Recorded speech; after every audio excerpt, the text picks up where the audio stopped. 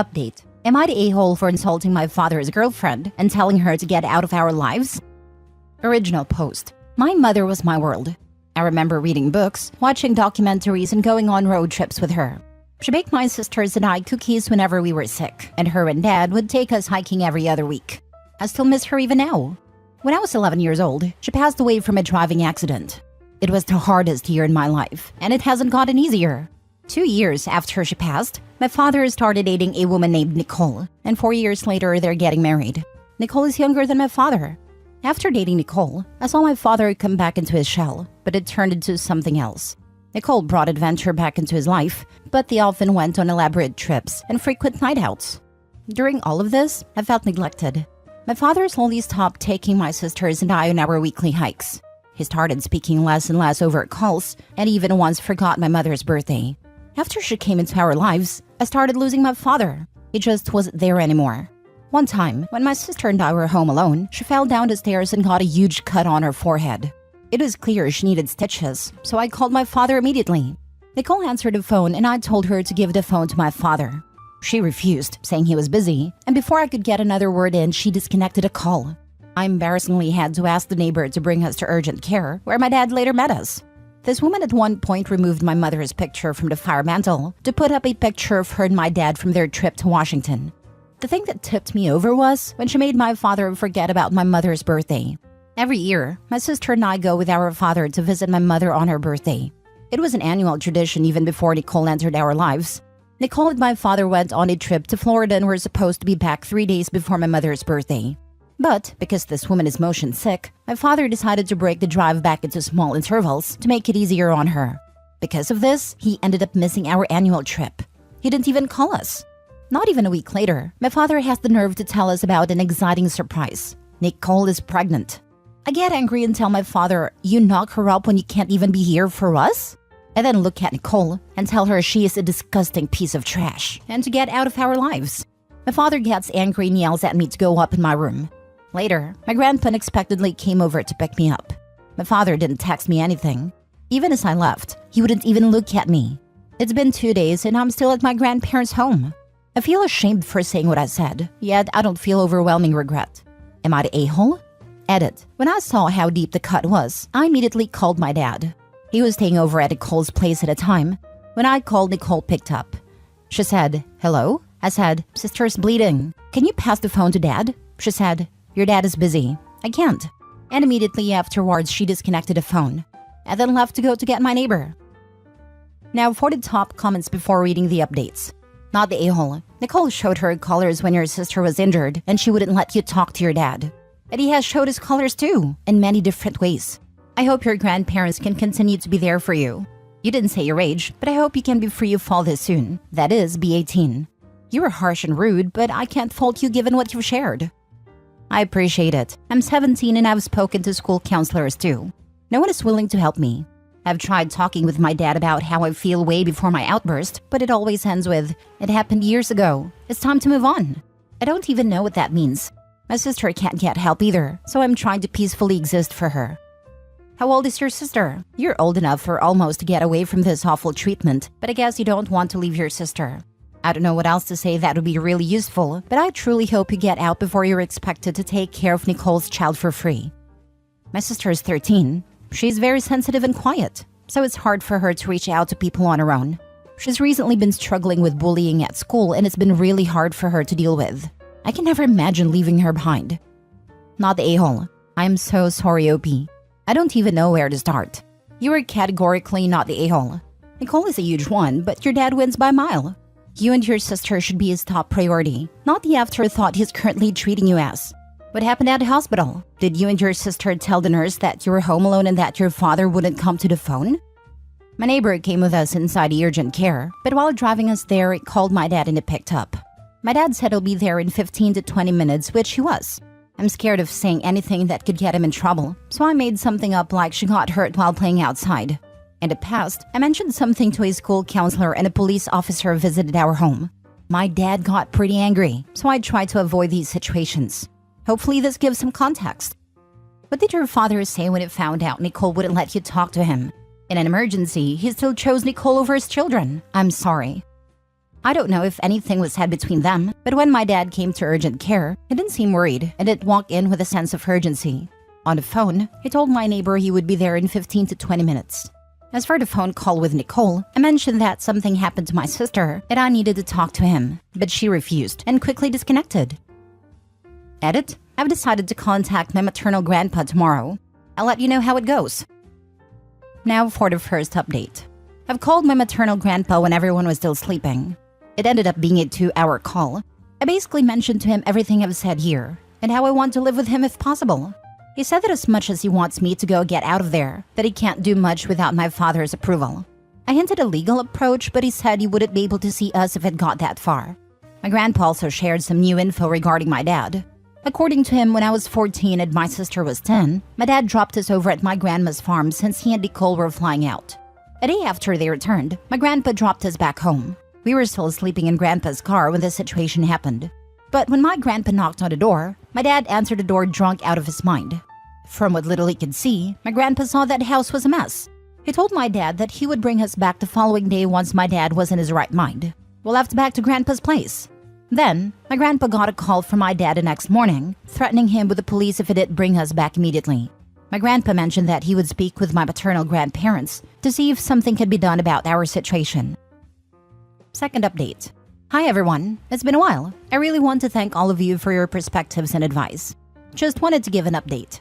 Regarding Thanksgiving dinner, when my dad and Nicole arrived, I asked if I could speak with them both. My dad said he didn't want to talk and went into the living room. Nicole still remained by the front door, so I apologized for insulting her. She replied that she needed to leave and went to the living room. Overall, she still seemed rightfully angry with me.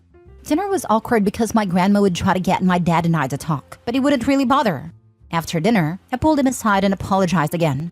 He ignored me and went straight to Nicole. I still wasn't sure if I was heading back with him or not, so I packed everything just in case. When he was getting ready to leave, I asked him if I could come back home.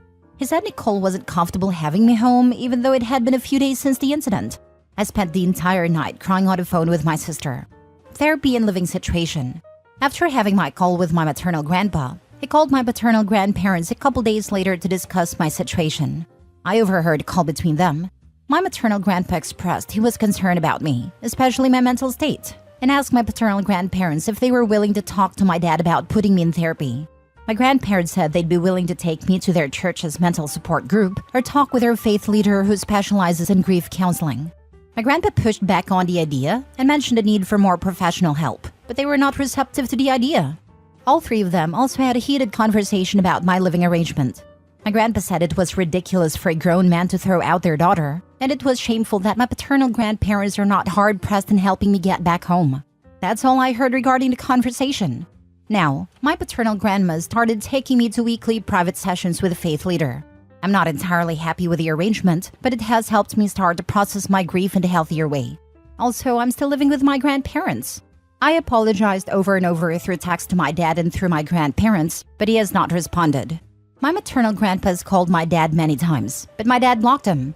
I am contemplating telling my school counselor next semester the details regarding my dad and not omitting anything to protect him. I also wasn't invited to my dad and Nicole's Christmas dinner, which hurt, but I'm starting to not care to have a relationship with my dad. I don't know if my feelings will change. In a twisted way, it was good he didn't let me go back home with him. The space has helped me focus on myself. I'm so sorry that you have to deal with this. I'm in tears while typing this.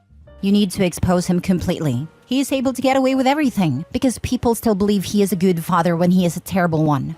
Also, I would send him one final text message and tell him that he should disregard all previous apologies as he didn't mean them, and you are happy for him to sign away his rights to your grandpa. Then go full scorched earth and destroy him. He should be ashamed of himself. I've thought about this long and hard to the point it had mentally consumed me. I imagined every revenge and final say moments, but one thing I've recognized in therapy is how much my resentment and anger has been holding me back from moving on. I'm now just trying to emotionally detach from them. I have every intention to involve the school counselor for my sister. Is your sister still being neglected? I'm worried she's being left alone like you guys were before. Stop apologizing. You did nothing wrong. Your father is a selfish man who is only thinking with his nether region, unfortunately.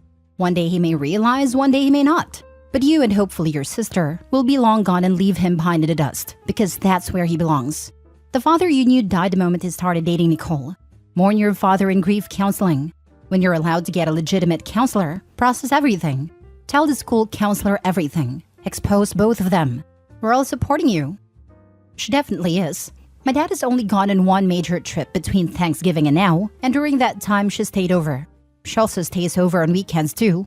I just hope he's better with the baby than he was with us. Thank you for your support. I'm so sorry your dad is such a weak person, and that your grandparents are enabling him and refusing you the help that you deserve. You'll soon be 18. Then you can move in with your maternal grandfather and get some real therapy to help you unpack the abandonment and abuse you've suffered. Get yourself stable and get an education so you can be there for your sister when she needs rescuing. Have a feeling that she will be used as a constant babysitter. I think you should tell the school counselor everything. But if you can wait for your 18th birthday to do that, you should. Don't tell your grandparents or the faith leader that you're planning to report him or that you're planning to leave. Best of luck, Opie. I hope things get better for you soon. Thank you. I'm looking forward to college and putting this behind me in time. I'm trying to convince my grandparents to allow my sister to live with them full-time, so she has some semblance of peace. Last story. Am I the a-hole for being furious with my father and refusing to go to his wedding?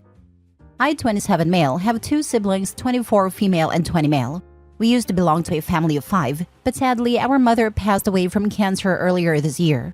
It has been tough for all of us, but it has been especially hard on my younger brother who is currently in college. He failed 2 semesters in a row this year. Due to difficulty coping with the situation, it is on the verge of being suspended. Only 2.5 months after my mother's death, my father informed my sister and I that he had already found a new girlfriend and was in a serious relationship. My sister and I were shocked and disappointed. Finding a new partner after only 2.5 months seemed rushed and offensive. My sister and I explained to him that while we were willing to accept him moving on to someone else, we were, however, not interested in being involved with this new woman in any way. It was just too soon. We also made it very clear to him that he needed to hide the situation from our brother, who was struggling to pass his classes. This was his last chance, and if he were to fail the semester again due to difficulty coping with the situation, he would be suspended for a year. Our father claimed to understand our concerns and apologized for any added stress this put on us. He also claimed to fully agree about hiding the situation from my brother for now. I hoped at this point that the situation was under control. Sadly, it was only about to get much worse. Around a week before Thanksgiving, my brother was flying home from school for the holidays.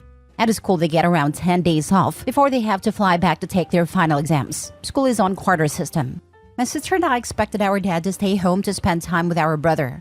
After all, this was the first major family holiday since our mother's passing, and we assumed our dad would want to make sure our brother was okay and ready for exams. We were mistaken. The morning after my brother arrived home, not only had our father decided to tell my brother everything about his new girlfriend, but he also just left the house to travel to a different state to spend holidays with her. Not only did he show blatant disregard for my brother's situation, but also showed no interest in spending the first major family holiday since his wife's passing with his kids. On Thanksgiving, he didn't even text or call me or my siblings to ask what we were doing. My siblings and I were furious with him over his behavior, and we had a huge fight. He basically tried to gaslight us, claimed that we were overreacting and that we didn't care about his life. He also acted very entitled, demanding we get on board with his new relationship. He then casually dropped the bombshell that he planned to marry this woman next year. Given his blatant disregard for my brother's well-being and overall distasteful behavior, I've decided I won't be going to his wedding. And I basically don't speak with him at all beyond replying yes or no. The rare times he does message me. Am I the a-hole?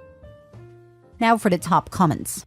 Firstly, your brother needs help, probably professional, to deal with, process, and learn to grieve while dealing the pressures of life.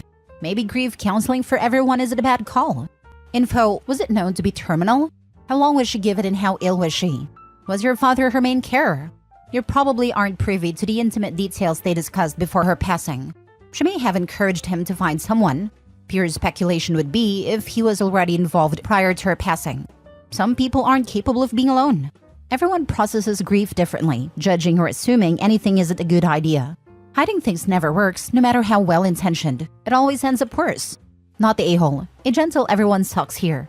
Your dad probably more so, and he's just focused on himself and doesn't seem to be considering others.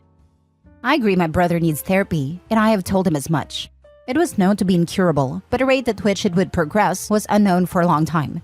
It was only within the last 4 to 7 months that it was known that death would be somewhat quick. My dad participated in her care, but we hired a nurse and a family to live with her during the last 3 months when she began to need help with basic tasks. I imagine if she encouraged him to find someone, he would have told us that. Would have been a super easy way to make everyone feel better about it. We were not asking him to hide it from my brother permanently. He only had to wait at least 2 to 3 weeks until he passed the semester and got off academic probation.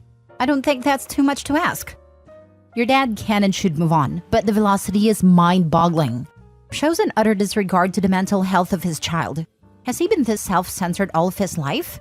Makes me wonder if he was cheating on your mom prior to her demise. My sympathy, Soapy. Cut the parasite out, keep him as far away as possible so that he cannot hurt you, and focus on your brother. You have lost both parents, not the a-hole. I'm 98% sure he was with his new woman while his wife was dying and a nurse was caring for her. It's gross. I'm chronically ill and my husband stays home with me sometimes so I'm not lonely. He cooks for me, does chores, and drives me to doctor appointments if I'm not up to driving.